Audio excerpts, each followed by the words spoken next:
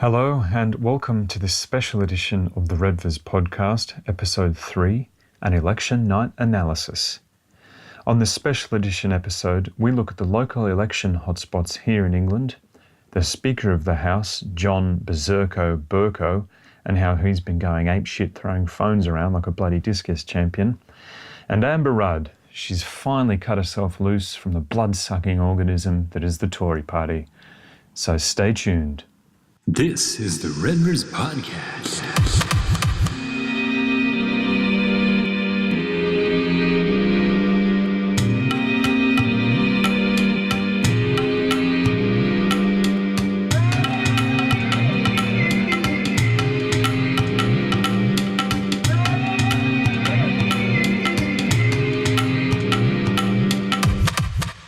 Well, g'day, and welcome to this special edition of the Redvers Podcast, the election analysis. Steve and I put our minds together last night and came up with what I would only consider to be a highly detailed analysis of the local England elections here. Of course, I'm joking. I hope everybody knows that. It's so undetailed that it's probably laughable. Steve and I certainly enjoyed ourselves making this podcast. It was his idea. He had the idea through the week and I thought it was great, so we ran with it. He picked me up last night after he finished his shift at 10 p.m. and ended up leaving his place about 1:30 in the morning. So we had a good time, and I hope everyone enjoys this little special edition.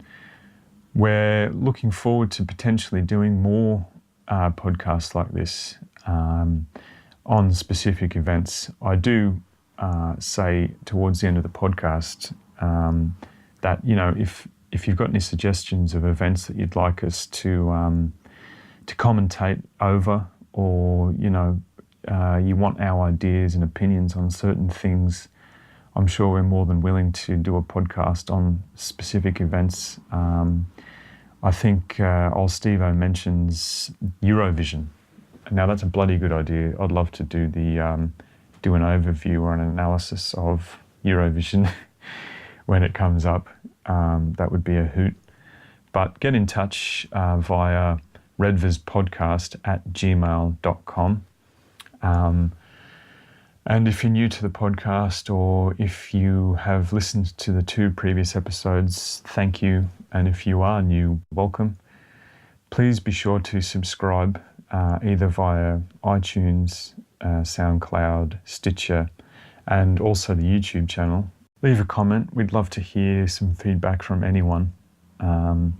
Positive, negative, hopefully mainly positive. But if it's negative, well, that's life in the hood. But that's enough out of me. I want to leave this introduction fairly short because we have a fair bit going on in this little episode. Enjoy. So it's a big night here in the United Kingdom, well, England.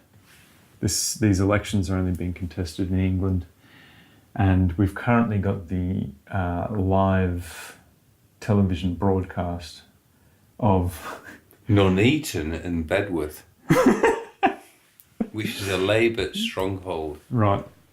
If anyone went to school there, because it sounds quite Etonian, doesn't it? No.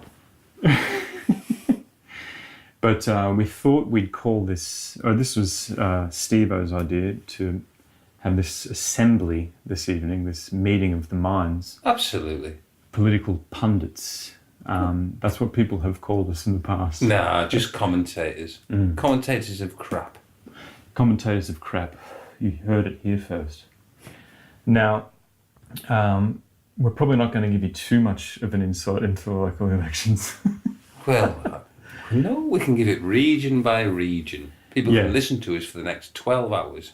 Well, I've got the seats to watch and the release times of the ballots lined up, so we can go through them. But initially, in the world of politics, I guess there's a few things that I wanted to bring up that have occurred in the lead up to the election, and also, I guess, internationally, that have nothing to do with the local elections, i.e. the Israeli Prime Minister Benjamin Netanyahu, through the week, performed what I would consider to be something of a high school grade Microsoft PowerPoint presentation, essentially trying to come to the conclusion that Iran has lied about their nuclear potential. And does this point annoy you because there isn't enough truth behind the statement?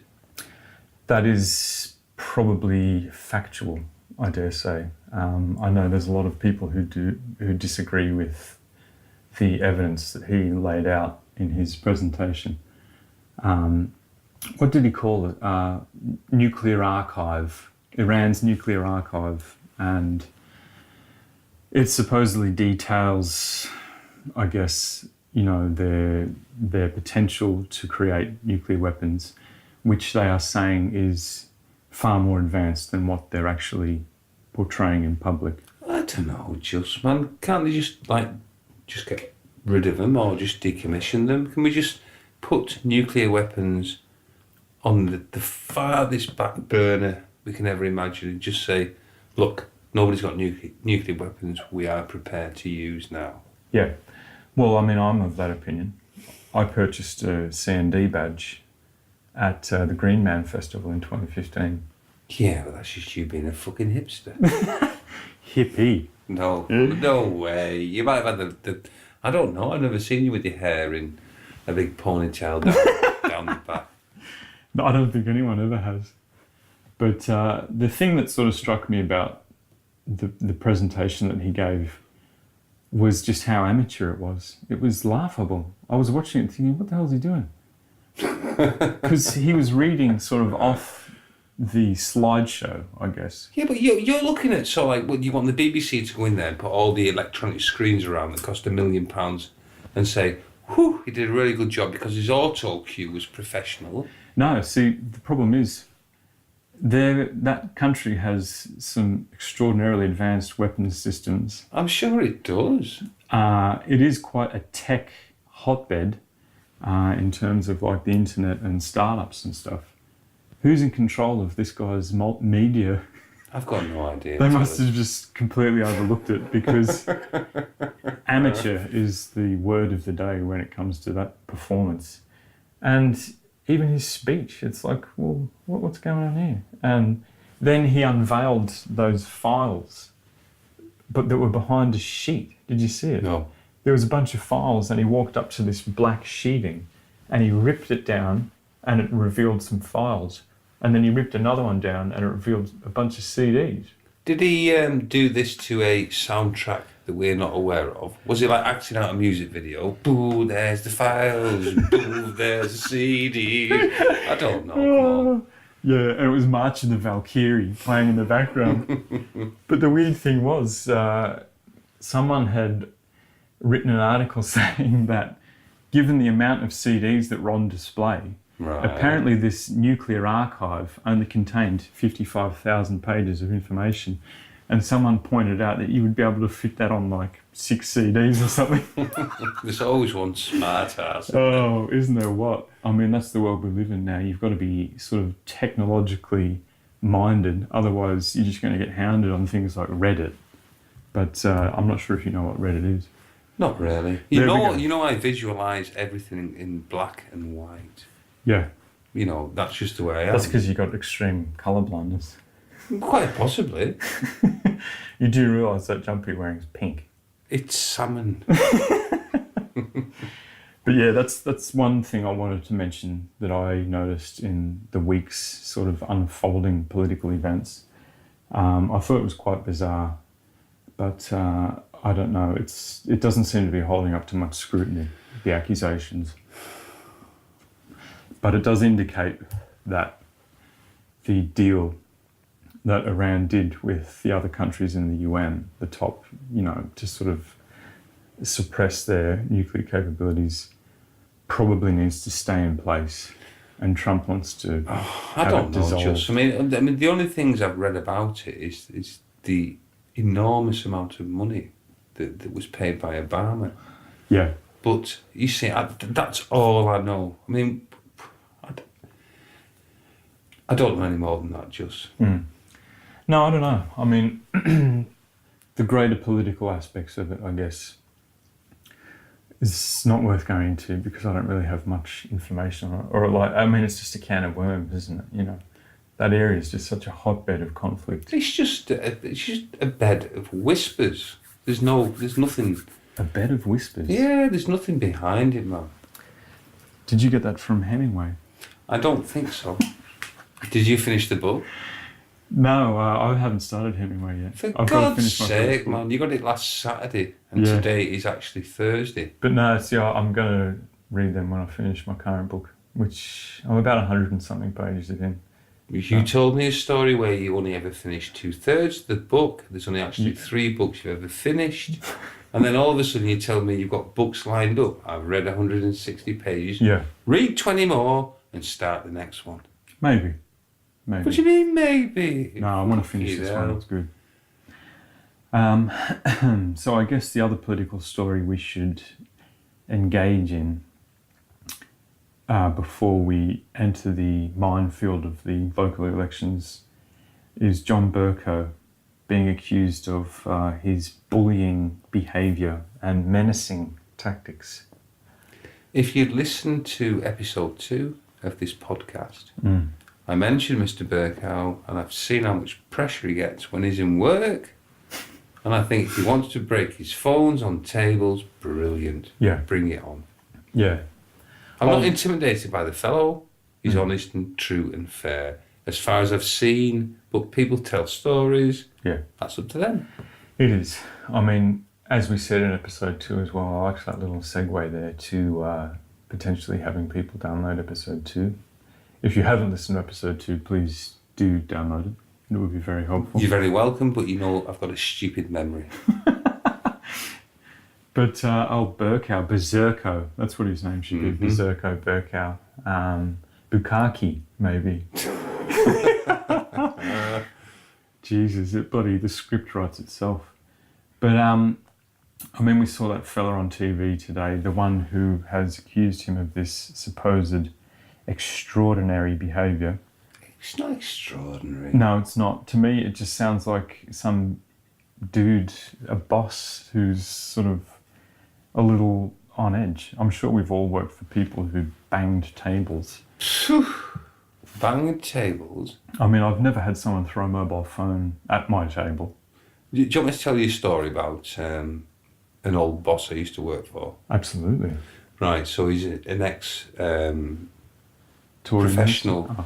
rugby union player. Right. And he's not very clever, but he's given a job by his club. And they don't like the sales rep that went round, and he used to love kicking boxes. Yeah. Just kick boxes, and one day they put about £4.5 worth of metal in a box. Yeah. And they watched him kick it. Shit. And absolutely revelled in the fact that he smashed half of his foot to pieces. But was that an evil joke or not? No, that's not very evil. It's not very evil. I think evil is the intention behind putting weight in the box. But the end result was evil. The end result, to me, sounds like it was hilarious. Yes, but it's still It an is- evil it is. hilarity. Yeah. You know, it's one of those grey areas. But no, I've worked for some really good bosses. Yeah, me too. Very good. But no, your little story there reminded me of the time my family and I went up to Hamilton Island, which is an island up in the Whitsundays. We also mentioned the 5-star life in the previous episode. And we were all on the beach, and we were walking along the beach, and I saw what looked to be a sandcastle that had just been sort of kicked around a little bit, and it was all over the joint. So I thought, all right, I'll go finish that off. I was just a kid. So I ran up and kicked the shit out of this thing, and it was sandstone. Oh, fucking hell, man. And my big toenail eventually died and fell off. But the fucking pain. And I mean, people were laughing. it would have been funny. I was in pain and I wasn't laughing at the time. But looking back on it, it's hilarious. I suppose it, but it's a long, long time ago to find something that old, that hilarious. Come on, man, move the fuck on. Hurt yourself in a different way. Yeah.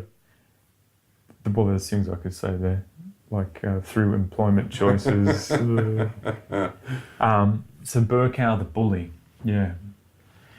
I don't know about that one. I mean, we obviously don't know the intimate details of the situation because we weren't there. Although I'd love to have been there because it sounds like it would have been quite funny. It would have just been like the Australian theatre, wouldn't it? With the wrong showing of a horror film, which was hilarious. Yeah. I mean, if you listen to episode 2. See, this is the thing. I mean, anyone listening to this right now would think maybe we'd written a script simply to refer back to the previous podcast. Oh, what a great way of selling things. Yeah. Just, if you think we're quite funny, don't miss the first one. Yeah, don't miss the first ones. They're quality listening. And I guess the next little story I'd like to bring up is the elephant in the room, I guess you could say. Or, well, the elephant that's been made invisible. Amber Rudd disappearing like a bloody ship in the night. She's out of here. Which is interesting because was she a scapegoat for Theresa May, the PM? Because it appears as though Theresa May was the, shall we say, architect of horror. That's you could almost say I work for the Daily Mail. Architect of horror. And what did we have before? Bed of whispers. I've got no idea. Yeah. It was definitely Better Whispers. Yeah. Better than that one you said. And Daily Mail, come on, man. But I mean, that's a cartoon. Amber Rudd, I mean, you've got to give it to these people. I don't know where they find these politicians because every time I saw Amber Rudd on TV, all I could picture was like a dark, sort of cigar smoke-filled room with the head honchos of MI5, MI6, and in the corner you've got Amber Rudd with like, you know, a Benjamin Netanyahu-styled Microsoft PowerPoint presentation saying, well, we need to go after these people next. And now she's gone, you know, so God knows what she's going to do now. But I don't know. Words can be misconstrued and migrant, immigrant, legal. Immigrant, yeah. Just don't correct me, Justin Staff, right? Yeah. Listen to episode 2. Yeah. But it's become a minefield when it once wasn't. Yeah. Do you mean like the political landscape as a whole? Yeah, absolutely, yeah. Oh, yeah. Yeah, there's no like putting your foot wrong these days. But then again, there shouldn't be, really, should there? Can anybody ever be that professional in life? There should be. Well, they can try to be, but I mean, today I lost my temper at work. It's the first time I've done it since I've been in work. Yeah. I dropped a box Uh-huh. and I kicked it right. before it hit the floor because I'm still a footballer at heart. Yeah. But I thought to myself, look, I've let myself down now. And imagine if that box had been full of 4.5 pounds worth of metal. Well, people would have been laughing. Yes, they would have been as well. Yeah. I would have liked to have been omnipotent. Yes. in that, so I could have seen it. But no, the architect of horror. Personally, I'm kind of glad that she's gone because I think she should have been fired. I don't think she should have gotten to the point where she had to resign. I guess they just let that hang whilst they sort of decided what the next moves were going to be, in my mind. But and now Theresa May is just sort of has gotten off that one scot-free. So what's the cardinal sin? Mm-hmm. I'm not a fan of Amber Rudd. I'm just trying to find out what the cardinal sin she actually, to make you feel the way you do about her. Well, the reason that she essentially had to quit was because she misled Parliament. During the inquiry, she said she had no idea of the goals that the Home Office had set. Was it something that she'd actually written herself, or was it something she'd read and had to read? She had to read it, and But did she write it? I don't know if she wrote it. No, apparently it was at the time the person who, I guess, designed the legislature, or not legislature because it's not law, had written the proposal or the targets was Theresa May. She was in charge of the Home Office at the time. So I mean, she didn't write it. So no, she's read it. Oh, she read it, signed it off, knew about it, all that stuff. So she's agreed to somebody else's policy, point of view, law. Yeah. Right. Who is the PM? Yeah. Yeah. So it's an interesting situation. But as I said earlier, before the podcast started, it's all been swept under the carpet now. We didn't hear anything about it, did we, on the news tonight? There's more important things. Yeah. To learn about. Yeah. Such as the Tory party power stance. That's the last item of news that I wanted to bring up that's occurred this week. The guy that's now overtaken Amber Rudd's position as Home Secretary, I can't remember his name. Is it David Javid? I can't remember. Don't quote me on that. I probably should have the article in front of me, but I don't like the bloke. Yeah, I don't know much about him. I don't know. And I don't, on the same parallel as I don't like the Mayor of London. Yeah. Because they're both in contact. Yeah.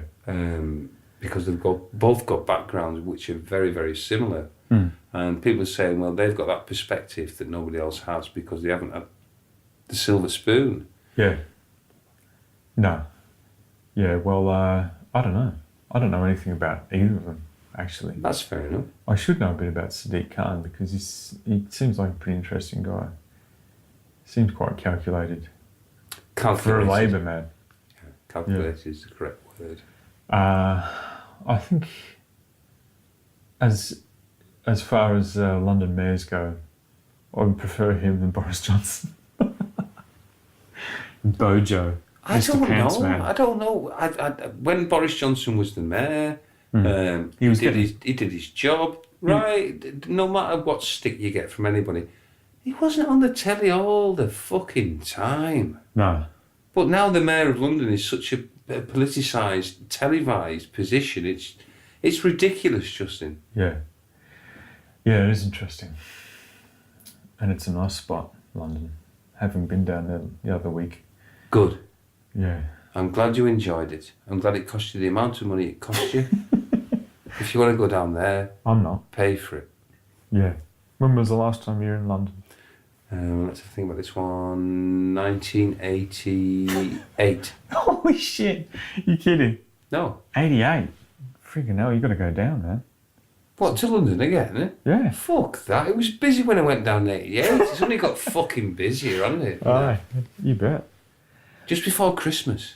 It's ridiculous. I had to go into a fucking teddy bear store. Yeah. Hamleys on the busiest day of the fucking year. Brilliant. Who were you buying a teddy bear for? No, we weren't. We were just doing research for a college course. Yeah, right. On Christmas Day? No, not Christmas Eve. Day. It was like the busiest, like the 20th of December or something like that. I don't know. Yeah. Teddy bear research. That sounds a little suspect. It was. If you ask me. Right. Well, let's get on to the meat of the podcast here, which is the local elections. Now, I didn't vote, as a matter of fact. Neither did I. I intended to, but I got so carried away doing some editing and stuff for the podcast that So did I. before I knew it, it was too late. And As well as I. yeah, voting had finished. And I'd finished work. Yeah, so I don't know. I'm not really that disappointed that I didn't get to vote. It would seem a little incongruent. No, I think as an Antipodean, a Commonwealth member, Yeah. who's lucky to be in England, Yeah. you should have voted, Lucky man. enough. Because when you vote in England, it goes as like a point to keeping you in the country before you get kicked out. Yeah, right. before I get kicked out, hopefully back to Australia and given a parcel of land. A parcel of land. Maybe. Like back in the day when he kicked us all out. You bastards. You're stealing loaves of bread. Stealing loaves of bread? Mm. I don't know this original story. Don't you? So everybody who went to Australia stole loaves of bread. Pretty much. Was bread the best thing ever? Well, because they were obviously lower socioeconomic people. I can't afford bread now. What the fuck are you on about? Can I get sent across to Australia for not stealing bread? Oh, we got all the bread you could want. Marvellous. It's like Paris. I don't know, I've never been. You should go. Like Australia. Tell you what we should do. We should go down to London first, do a couple of podcasts down there. We'll interview some people. Anyone listening to this who's in a position of privilege, but like if you've got some form of interesting work, surgeon, financial expert, even the person who curates Jimi Hendrix's old house, let's talk. We'll do a podcast. Anyone who knows anyone like that in London, get in touch and we'll try and set something up. And then we can go over to Paris. Well, I might come down to London, but I won't get involved with people that aren't genuine. Well, you might have your bloody work cut out for you in London. Well, you know that'll work hard. Aye. All right. Well, I thought we could go through the key electorate battlegrounds, as it's been put here by The Spectator, which is the paper, The Spectator, not some spectator who's overseeing this. I'm sorry, I mean, I know I'm English, but I do know what The Spectator is. Yeah. Well, There could be people listening to this. I don't care. If they don't know what it is, it's entirely up to them. We'll go through these hot spots, and I don't know really what we've got to say about them, because I don't know much about them. Maybe you can sort of give us a general overview of their geographical What? The location. geographical location of England? No, okay, so we've got Basildon here. That's in Essex. In Essex. Yeah. So you've got the only way is Essex. Yeah. You've got Joey Essex.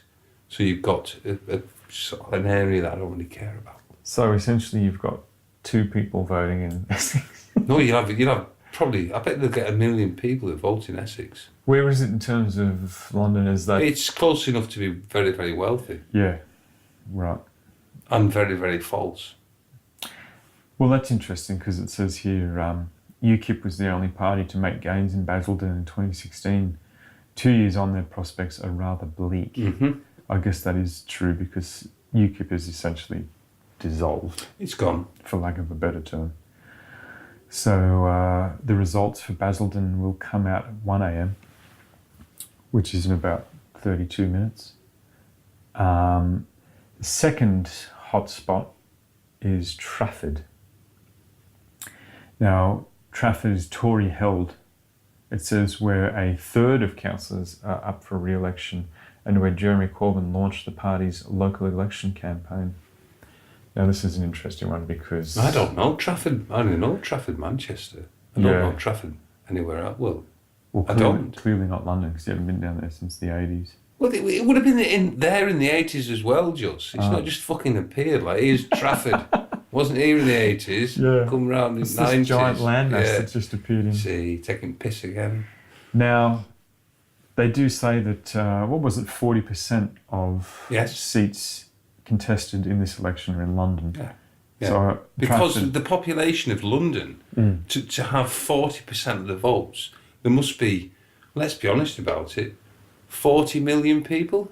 Jesus, no. No, it's a piss take. Why have they got that much representation in a population that isn't that fucking big? Don't know. You do know diversity, and people are trying to sort of like, I don't understand that, I'll have to go and see them. It's sort of like, where does it end? It's never ending. Yeah. To try and please people in this modern society, it's sort of like, I give up. Yeah. I'll immerse myself with people that understand life. Well, how many of them are there though? Well, I know a few. But in what way understand life? Like as in a sort of like a Buddhist sense? No, just to understand life, to understand the workings of the mind, the body, and the verbalisation, that how it affects other people if you're not careful. Fucking hell. See, you've just revealed something interesting there. To be a friend of Steve's, you almost need to be Carl Jung. I don't know who Carl Jung is. No idea at all. He was It's a famous psychotherapist, though. No, it's just, you just try and get on, for Christ's sake. Yeah, you do, don't you? See, this is the problem with the world. And I should note, actually, at this juncture, that one of our aims for these podcasts is to release positivity into the world. Absolutely. Because I assume that people are listening to this and they know that we're not being serious about most of what we're talking about. Nah. It's all just a laugh, and that's the intention.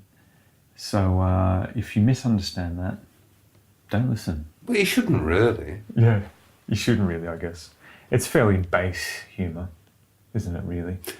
In some dimensions it is, in others I lose you completely. I've lost you for about 4 or 5 minutes when I said something intelligent, and then it's all of a sudden Justin's back in the room. Marvellous.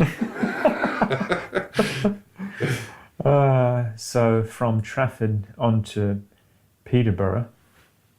Now where the hell's that? It's down south. Down south, It's is a it? port. It's a port. I think so. Say A no drink. But I Yeah. don't drink port. Yeah, I used to drink a little bit of port. But apparently in Peterborough, the Conservatives are just short of majority, having lost control in a council by-election held during last year's snap general election. So I guess that will be an interesting thing to see come through there for those results. I tell you what, mate, you should be a bingo caller. I'd Get love to yourself be. to fucking Jersey, Guernsey, wherever you want Yeah. to go. He's just with his bingo boys. Oh. Legs 11. Exactly, you'd be Yeah. absolutely perfect, man. Yeah, it'd be You great. get a job. I bet you'd be better paid than Cat within about 7 or 8 years. Not including inflation. Whoa, we never Mind do you. include inflation, do we? The next place we'll go to is Worcester, or Worcester, for those who can't read English too well. A third of council seats are up for grabs in Worcester, where Labour and the Tories are in a head-to-head battle for control. Who's writing this shit? Who knows? Who knows? Someone who's getting paid more than us, I'll tell you that much. Who knows? Is that like a Korean person? Korean. Who knows? Let me see, what's his name? Oh. Tom Goodenough. So it sounds like it's... So what are shite. people doing now? These headlines are coming in as somebody would write the subtitles for a deaf person on the television. So sort of like they're typing in everything like... And people are taking it as it's sort of like gospel. Probably. Yeah, I don't know. You mean typing it in like a shorthand fashion? Yeah, it obviously gets translated later on by somebody who knows that shorthand. Yeah. I don't know, it just Probably. goes, doesn't it? Yeah. So from Worcester, from 2:30am, we should find out the results of Westminster. How many people did the BBC think are watching this programme apart from you and Daft Me? I don't know. And to be honest with you, there can't be many people. Not many at all. Nobody's interested. No, they're not really. Not as sort of in-depth as our analysis. Well, no, it's not that. I mean, if you had a local election, let's say Yeah. 10 years ago, in this particular place in the world, Aye. you'd have 4 people, and that's all there is between the population, who are contending for seats. Yeah. But now you've got sort of like, I don't know, It's all been chopped up, hasn't it? 24 people. It's By the all look like, of well, I it, don't yeah. know anybody. It's like someone's sort of thought, well, all right, let's make some new electorates. Done like a little origami swan, chopped it up, and then sprinkled it on a map and said, here we go. But I think they've done that with the finances as well. If you Yeah. can control, you can have, and it's just not working. Yeah, finances. No one needs to look after them, do they? Let's just go ape shit. Yeah, Westminster. Plymouth is a big seat. Wandsworth. We saw that on TV earlier. I thought it said Wadsworth, as in the writer. Or as in Stolbens. Yeah, Stolbans. I thought it was Stolbans, but it's St Albans. Albans. A little embarrassing. We've got Dudley, as in where maybe Dudley Moore used to live. No, it's Dudley, West Yorkshire. Or Dudley. Oh, in Cheltenham, where your friend, the Lib Dem man, Vince Cable, that's his seat. So it's a Lib Dem stronghold apparently since 2010. Right. So it's what? So the average age there will be 87, 88, and where you live, where you and Kat are the quickest walkers, that average age will be 87. At least. Yeah, so it's a Liberal Democrat stronghold in Grange as well. Lib Dems, yeah. What's the attraction with old people to the Lib Dems then? The slowness of response. Yeah, we'll get back to you next week. Yeah. Eventually. I've got a complaint about the sink. Yeah. Is it dripping? It's been dripping for years. Why the fuck did you ring somebody else a long time ago? Yeah. So maybe we should see if we can interview Tim Farron. No. He wouldn't be up for that, I don't think. No. If he listens to podcast 2. It doesn't matter. Maybe. No, it probably wouldn't matter. I've spoken to him 3 or 4 times. And what transpired? Action, inaction, action, no response. That sounds bloody riveting. Sounds like a game of Boggle. It doesn't matter. I don't want any more interaction. No. Thank you. Yeah, I saw him once on the street and I thought, no. 4 a.m, we have Portsmouth. That's a Labour. It says here, Labour enjoyed a brief spell in charge of the city's councils here in the 90s. But since then, support for the party, which currently has only 2 councillors in Portsmouth, has dwindled. Dwindled and brief spell. They obviously live in Harry Potter as well. I was going to say, did J.K. Rowling have input into the writing of this? Maybe. Then the next seat, Barnet, and we'll have a look at Sutton. And in Sutton, it is a Lib Dem stronghold, which has been held comfortably for almost 30 years. 30 by years the Lib of Dems. 30 years of low council tax. Low council tax. Yeah, 30 years of broadband. I mean, some places are absolutely wealthy, aren't they? I don't and know. Some places are absolutely poor. Where is Sutton? Sutton Coalfield, Sutton, it's down south. It's all down south, isn't Everything's down, all the wealth is down south.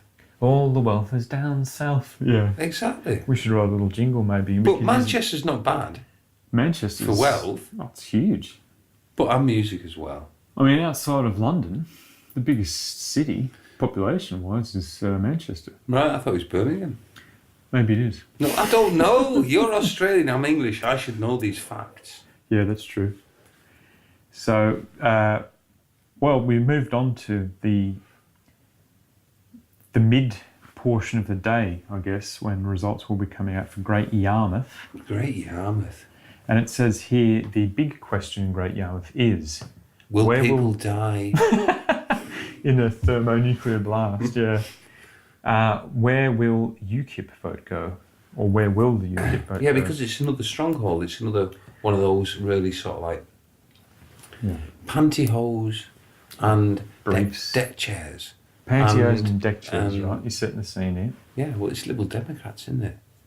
Well, it says that, it seems as though they're concerned about UKIP and where those votes for UKIP will be going. Which I guess that'll be quite interesting. It'll obviously either be Tory or Labour. I can't see many people voting previously for UKIP wanting to now vote for the Greens, for example. I think it'll go to Lib Dems. Lib Dem. Yeah. That'll be interesting. Not really. It'll be comfortable and they'll get the way, but it'll not be fucking interesting. Well, the next one at 4 p.m, the results will be revealed in Newcastle under Lyme. What happened to Newcastle over time? Under Lyme? Under Lyme, yeah. Lyme. Mm-hmm. It's an interesting place. Is that in Birmingham? No idea. Newcastle-under-Lyme. It says here Labor had a close call in Newcastle-under-Lyme during the snap election, with the Tories just 30 votes short of snatching it away. Well, that's a hell of a big count, is that? Because that would have been recounted as well for 30 votes. 30 votes, yeah. Let's recount that 60 bloody times. Then we'll move on to Harrogate.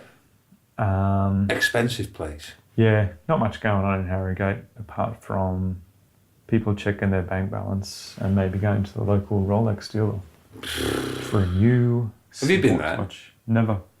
I went there with a girlfriend once when I was 18 and she was 17. We stayed there for a week. A week? What did you do there for a week? When I was 18 and she was 17, what the fuck do you think I did? Went shopping Well, for trinkets and no, Justin. ducked We by went, the Ritz for... we spent all day doing whatever we wanted to do, and then went out at night for something to eat and drink. But it was that packed Yeah, back then. yeah. Was that during the Troubles period?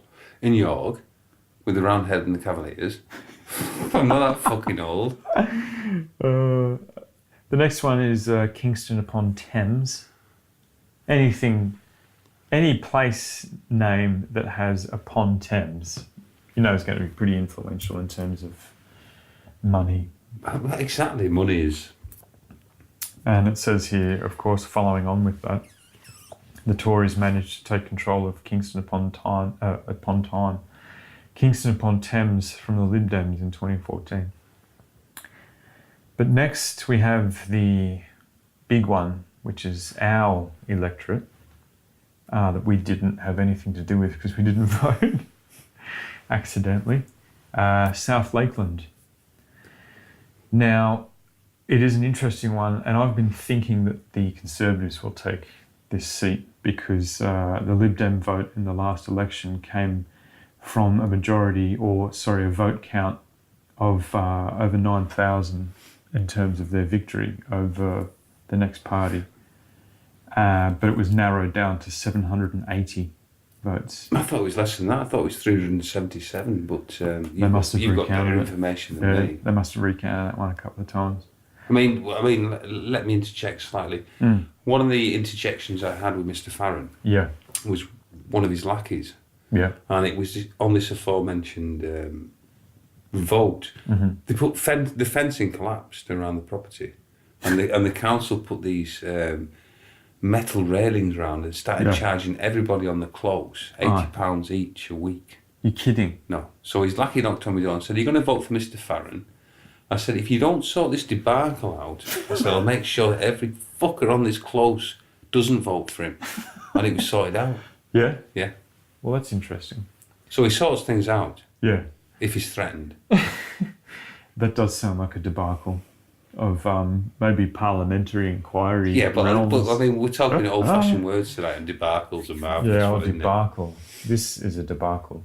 Well, it says that, and this is an interesting point, actually, whether the difference in the voting majority came down to voters being fed up with Farron apparently talking about gay sex or indicative of broader problems for the Lib Dems is hard to say. It was a strange one, just because as a Christian, you have to be able to, and a politician especially, you have to be able to give an opinion. Yeah. And he would not give an opinion for a long time. Yeah. Which, unfortunately, Yeah. gave the press so much ammunition.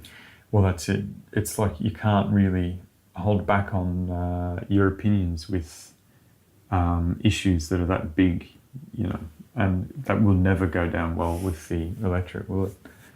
So that is an interesting one, actually. I'm thinking that the Conservative Party have a pretty big potential for that. Apparently, I was speaking to one of the lads at work today, and he'd had a knock at the door, and it was the Conservative guy. Yeah. And he's a working guy, apparently, from around here. And he's supposed to be all right. But that being said, we work with working guys who don't work at all. So let's not get carried away with a name Yeah. for a political party. Yeah. No, I don't know. It's the interesting thing around here because this is I guess farms aren't really as prevalent in this area as They should be. Well, yeah, they should be, I guess, because this is the countryside. But obviously, farms have been sort of slowly destroyed over however many decades, and so the interesting thing is around here, and I guess you sort of dip your thermometer into what I hear, at least at work, and it's like you have people who are working class and they're not only toying with the idea but voting for the Conservative Party. And it's like, how can you have workers, blue collar workers, all of a sudden having such a shift that Labor, who is, you know, supposedly the blue collar party, being ignored all of a sudden? And is that just an indication that the Labor Party stinks? Well, you've got... I don't believe anybody votes on a serious level between the ages of 18 and 38. 49, yeah. Well, go on then, say 49. So let's say anybody that votes, they're voting between 45 and 85. Yeah. So there's still a core of old-fashioned values there. Yeah. But it is getting whittled away, man. And these parties, these political parties must understand they have no support. In real terms of the population, they have no percentage that agrees or disagrees with what they have to say. And interestingly, I've studied the demographics for this area. I had to study them for college, for an assignment I was doing. And this area does have a larger than average ageing population than the national average, but the largest demographic is young professionals, which you would assume are more likely to vote for a more liberal party. Yeah, but you say the largest demographic are young professionals. How many? 1,000? Oh, no, shit, no. They made up a larger portion of the population, like en masse here, so tens of thousands. In Cumbria? Oh, yeah, bloody oath. Just Kendal. No, there's only 27,000 population, Justin. There can't be tens of thousands of people. Fuck me. I would have noticed the difference when we went out for a beer. There would have been people to talk to. Yeah. Either that or you just have to continually use the Wetherspoons app to get your beer. Because that annoys people, doesn't it? It'll take you about 10 hours to get a bloody tinny. Well, that's it for the analysis of the key battlegrounds for this local election. And I think that's probably all we've got to say, really. But if anybody would like a voiceover by me and Just when we're watching something with the mute volume on, more than happy to do so. We are more than happy to do so, and we'd appreciate suggestions. You can get in touch by emailing myself at redverspodcast@gmail.com. We'll do anything. Ballet, even maybe the proms. We could watch the conductors go apeshit with their little wands. I mean, what would have been a good one was the Eurovision. Eurovision. With the mute. You just so you can't hear anything. All you're doing is visualising it and thinking, what's going on Well, here? see, that's the thing. If this does occur and we get inundated with potential events, we can't have the sound from the event playing at the same time we're watching, because that's copyright and we'll get sued. It's just got to be natural narration between the pair of us. Natural narration, bed of whispers. See. And the third one, which I can't remember now. Was it Horrific House? Or? Oh, Architect of Horror. There you go, you see. Yeah, that's... maybe we should we should start like a writing group and start writing horror films, and that can be our business name. Architects of Horror. That's a good one. Well, at least copyright it. Yeah. See, now this has been potentially broadcast around the world. We've just given some bastard that idea. Yeah, but if they're honest, they won't pinch it off us. It's only the third episode. Nobody's that fucking awful, are they? Well, you'd be surprised. A lot of capitalists amongst us. Well, I guess that's it for the special edition, the political analysis podcast. And what's the time now? 12:53 a.m. Well, look at the headline there. Headline: First results. Conservatives doing well in leave voting areas. Well, it's not a surprise, is it? Not really, to be honest with you. But this is the grip they've got now. They've got to, because I say, because the demograph is so old. Yeah. Yeah. And it says the Conservatives have gained their overall hold on Basildon, and they have held Swindon and Tandridge. Tandridge, it's where tantric sex was first performed by Sting. Oh, that's a good one. Sting, if you're listening, by any bizarre stretch of reality that he might hear this, we want to talk as well. No, because I dissed Sting on Six Music. Yeah. Mark Riley read something out that I wrote, and no. What did you say?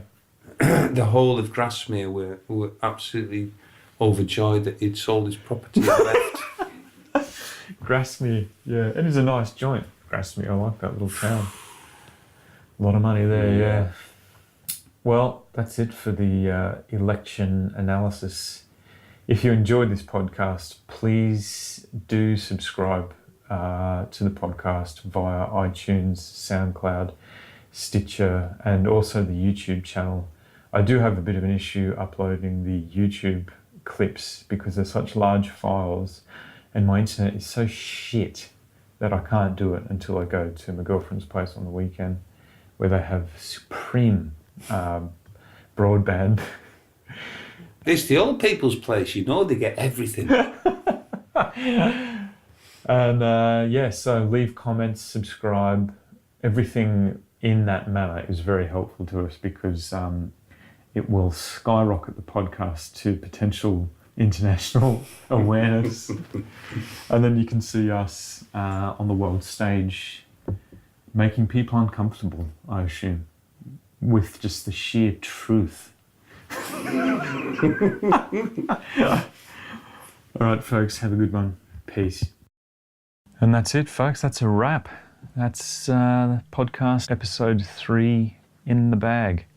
Hope you enjoyed that one. And just to remind you, there will be a new episode, episode 4, available on this coming Tuesday. And I'm looking forward to releasing that one because it's an interesting conversation I had with a bloke who I won't reveal just yet. And once again, if you would like to subscribe to the Redvers Podcast, do so via iTunes, Stitcher, SoundCloud, and YouTube.